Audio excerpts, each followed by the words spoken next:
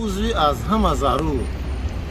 بدن آدمیزاد ای اعضا عبارت است، ای فوندامنت تا به بام مثل یک عمارت است. 100 عضو خرد و کلان دارد این ارگانیسم، 100 بولت گایکه دارد در خود این مکانیزم. هر یک عضو بدن یک کار در گردن شد، وظیفش در این دنیا همین کار کردن شد. روز عضوهای تن بین خود جنجال کردند، حتی که همدیگر را رنجانده ملال کردند. هر یک کدامش میگفت که از همه زور منم، بین عضوهای تن از همه ضرور منم. گوشا گفتند از بس که ما عضو شنوایم، بین عضوهای تن ضرورترین اعضاییم. بینی گفتند به عالم در این عالم رنگین، چون به نفس زنده ایم پس منم ضرورترین. چشما گفتند از بس که مایان منبع نوریم، در این دنیای روشن ما از همه ضروریم. مغز سر گفت به وقار از همه در کار منم، بین عضوهای تن یک تا عقل دار منم. زبان گفت در بدن وایز منبر منم، در گنجینه هستی بهترین گوهر منم. خلاصه هر کدامش خودش رو تعریف میکرد، صدها دوغ پوپیسه به سوی حریف میکرد. به ناگه شکم دم به هزار کبر و غرور، گفتا چی جای بحث است من هستم از همه زور. شما فرمان بردارید من خود فرمان فرمایم، شما محکوم شده اید من نچلنک سزایم.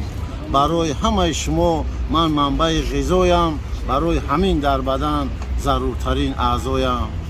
به من مغز عقل دار گم میکند عقل خود، به من زبان گویا گم میکند نقل خود. به من این لب خندان نتواند خندیده، به من از کار میماند این محرک سینه. ای رهروی میمانند به من پاهای دراز، از آهکشی میماند به من این دهان باز. به من دستان زیبا نمیخورند پیچ تاب، به من اتکز میکنند هر دو مسئولین آب. به من نامرد میکند این دنیا مردینه را، به من حتی ایمان هم ترک میکند سینه را. تو وقتی من سیر باشم شمایان میکنید کار، وقتی که گشنه ماندم همتون شوید بیمار. برای همین اولا در خدمت من هستید، بعد در خدمت هرمز یا که اهریمن هستید. هر دولت یک بدن هست، ساحه ها اعضاهایش ساحه ضرورترین هست اقتصاد برایش.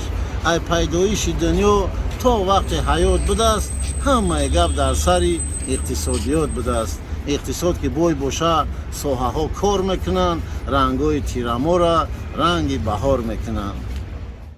زندگی مجبورم کرد ای قشلاق شهر آمدم، زندگی مجبورم کرد ای قشلاق شهر آمدم. ماهی عریق بدم ای عریق بحر آمدم، ماهی عریق بدم ای عریق بحر آمدم. ای قشلاق شهر آمدم بحری به کنار بدای، ای قشلاق شهر آمدم بحری به کنار بدای. نهنگ و مار ماهی و سگ ماهیش بسیار بدای، نهنگ و مار ماهی و سگ ماهیش بسیار بدای.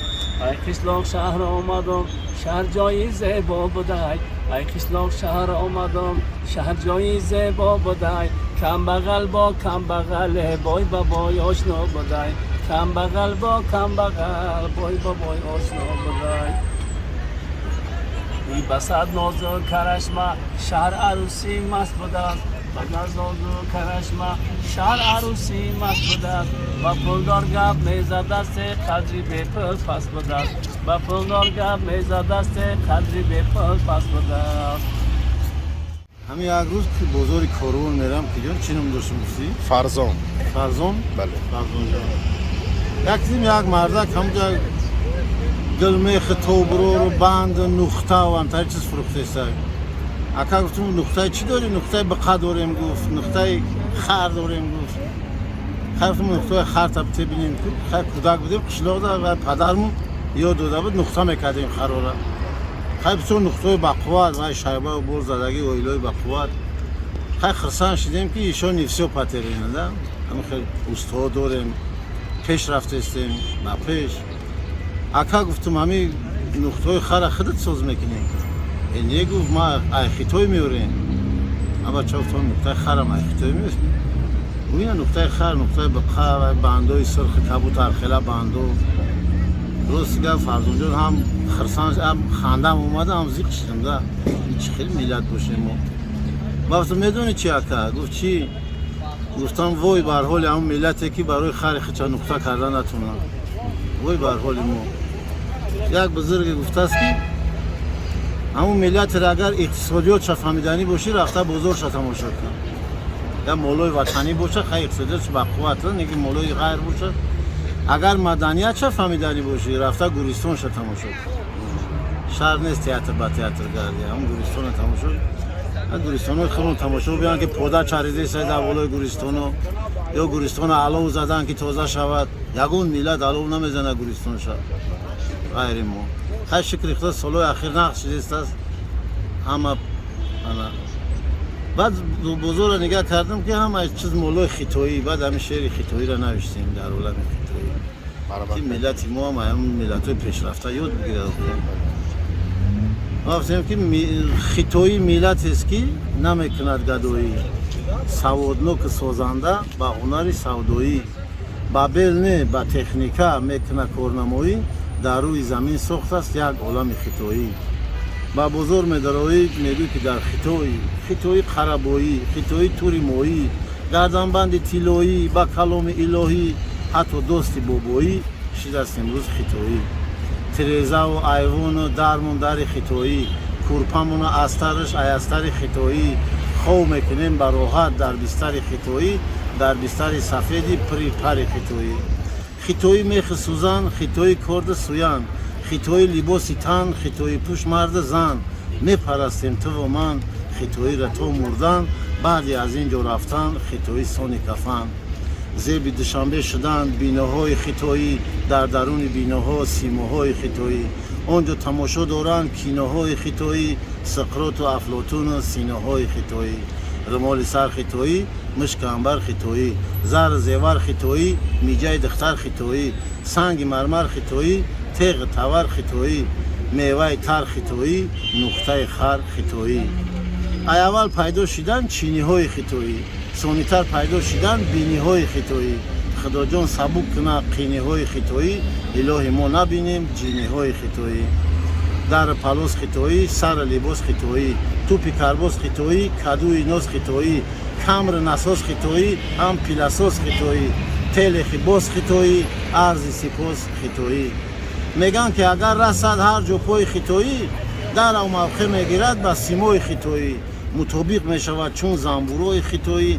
گویی که از قدیم بود اینجا جای خیتویی ای علودین در زورای جکی چان خیتویی مورا با یک نور زند پارتیزان خیتویی از بس که سواد داره مرد زن خیتویی خودم و نان میمونیم در دهن خیتویی حاجی ای حج میآید با قبای خیتویی پوشیده با پای خود کفش پای خیتویی گرفته با دست خود تسبیح های خیتویی گویی که آنها باشند حاجی های خیتویی ملا با میکروفون پادروز خیتویی ما را نصیحت کند با آواز خیتویی با توقی و جیلک جای نماز خیتویی همین مونده است که خواند یک نماز خیتویی دین یک جا نشستیم با یک بوی خیتویی یک پیاله چای خوردیم در نانوای خیتویی با یک کبر غرور و اشتهای خیتویی گفت تا اینجا میسازیم تاجیکای خیتویی اگر که نظر کنیم با نگاه خیتویی این کار نتواند نه روس نه امریکایی به جنگ به جنجال به سپاه خیتویی وطن ما را کردند چراگاه خیتویی بس که زیاد نوشیدیم ما ایخان خیتویی سحری بیدار شویم با چشمان خیتویی بخت شما سفید بود چو دندان خیتویی چو دو دندان پیشی نمایان خیتویی وقتی قشلاق می رفتیم با راه خیتویی خط خطی راه می دیدیم چهره های خیتویی با دل ما اثر کرد نگاه های خیتویی همین شعر نوشتم در هوای خیتویی بگذار باشد ظریفی چاله ما خیتویی پیچیده در گرد سر ساله ما خیتویی یا شود عهده‌بارو کاله ما خیتویی ولی هرگز نشود اعلی ما خیتویی این شعر خیتویی بود این چقدر ضعیف بدن اقتصادیات تاجیک نشون میده